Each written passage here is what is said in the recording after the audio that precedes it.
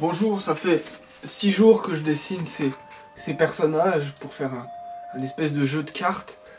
La chose commence parce qu'un ami me dit « Est-ce que tu pourrais me dessiner 2 soldats pour faire un projet ?»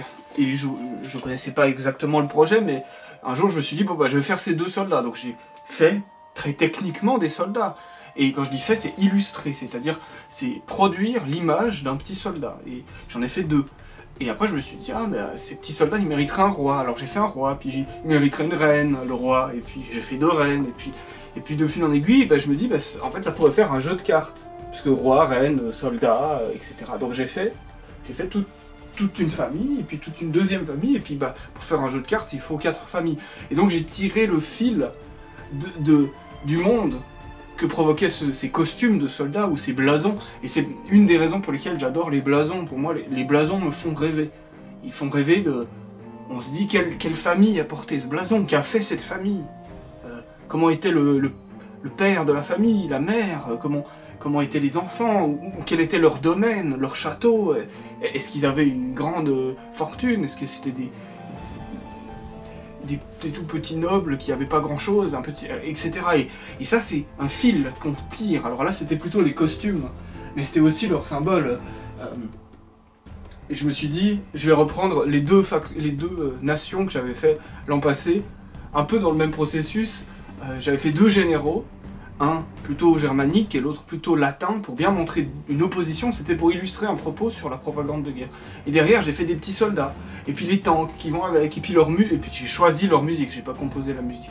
Et donc j'ai créé un univers mental à partir d'éléments d'illustration. Et là, bah, je me suis dit, bah, je vais reprendre ces 2 factions mais les faire au Moyen-Âge. Enfin ces 2 entités politiques qui étaient ces 2 nations, peut-être que dans le passé elles ont été des royaumes féodaux, ou voilà, quelque chose dans un monde plus féodal, et donc j'ai fait le roi des grenouilles, la reine des grenouilles, l'as grenouille, etc. et tout le peuple des grenouilles, et puis tout le peuple des oiseaux, enfin un peuple qui a comme emblème l'oiseau. Et donc ça donne ces 2 familles, puis après j'ai fait le renard et la chèvre. Donc la chèvre ça fait penser à la Suisse, et le renard je sais pas, ça correspond à aucune des factions dans mon jeu de guerre mondiale, mais je trouve que le renard parle beaucoup, enfin bref. Et mon propos sur l'art et l'illustration, quand je fais par exemple ça, il y a un cheval, vous voyez, c'est un guerrier, un héros, un champion sur un cheval. Quand je fais ça, je dois illustrer le cheval. C'est-à-dire que c'est pas mon être à moi qui s'exprime, c'est un acte très technique. C'est l'acte de produire une image qui vous fera reconnaître à vous en tant que spectateur le cheval. Ce qui vous permet ensuite d'imaginer une écurie, où ce monsieur était avant la bataille, et donc le toit de cette écurie, et donc la rue autour de cette écurie, et puis les tours qui protègent le quartier où est l'écurie, et puis les champs autour, et puis les filles qui ramassent l'herbe dans les champs, et puis etc. Et donc le monde s'illustre petit à petit. Et donc il faut que vous le reconnaissiez, donc c'est comme un langage, le cheval est comme un mot. Donc le cheval là, il est comme un mot, et je place des mots, cheval, rouge, etc. Mais c'est des mots visuels. Et en plaçant ces mots, je crée une histoire, une sorte de langage, une littérature. Eh bien, pour moi, il y a un petit peu d'art là-dedans, il y a un petit peu l'expression de mon être, parce que c'est pas un chevalier qui existe. La forme existe. D'ailleurs, j'ai repris une illustration médiévale d'un cheval qui rue pour refaire plutôt Renaissance, l'illustration d'ailleurs, pour faire la forme du cheval, etc. Donc c'est une construction, ce dessin est une construction technique qui du coup perd l'aspect art. Je vous ai déjà parlé de l'art c'est le ruisseau de notre être qui déborde. C'est-à-dire que quand je dessine un visage d'une personne connue, je cherche à ce que vous la reconnaissiez. Donc là, c'est un acte très technique. C'est pas mon être. Mon être ne vient pas imprimer quelque chose sur l'image du visage. En revanche, quand je dessine un visage que personne n'a jamais vu, que moi-même je n'ai jamais vu, là, il y a une forte imprégnation de mon être à moi qui s'imprime dans le visage, potentiellement.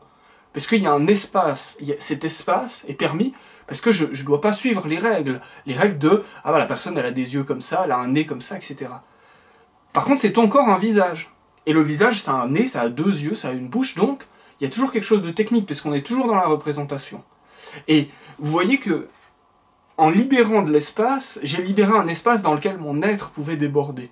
Eh bien, pour moi, les grandes œuvres d'art sont celles où l'être a débordé très fortement. Soit parce que l'être était intense, et qu'il a débordé malgré le fait que c'était de l'illustration, ce qui est peut-être le cas dans cette sculpture, je ne sais, enfin cette sculpture, dans cette peinture. Donc il est possible de tout de même faire déborder notre être, même dans de l'illustration. Mais l'illustration apporte un aspect technique.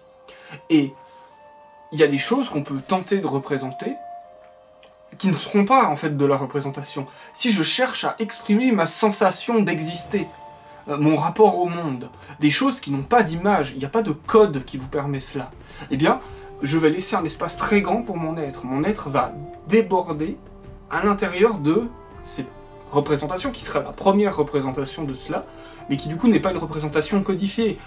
On ne reconnaît pas, et c'est là qu'on rentre dans quelque chose de beaucoup plus abstrait, parce que vous n'avez pas de code pour décoder cette chose, mais mon être a pu déborder dedans. Alors oui, la littérature, c'est la jonction de petits morceaux. De petits morceaux, la plupart des littéraires ou des écrivains ne créent pas leurs mots. En revanche, en mettant des mots les uns derrière les autres, ils créent un nouveau sens, qui est le sens de la phrase tout entière, voire de l'ouvrage tout entier.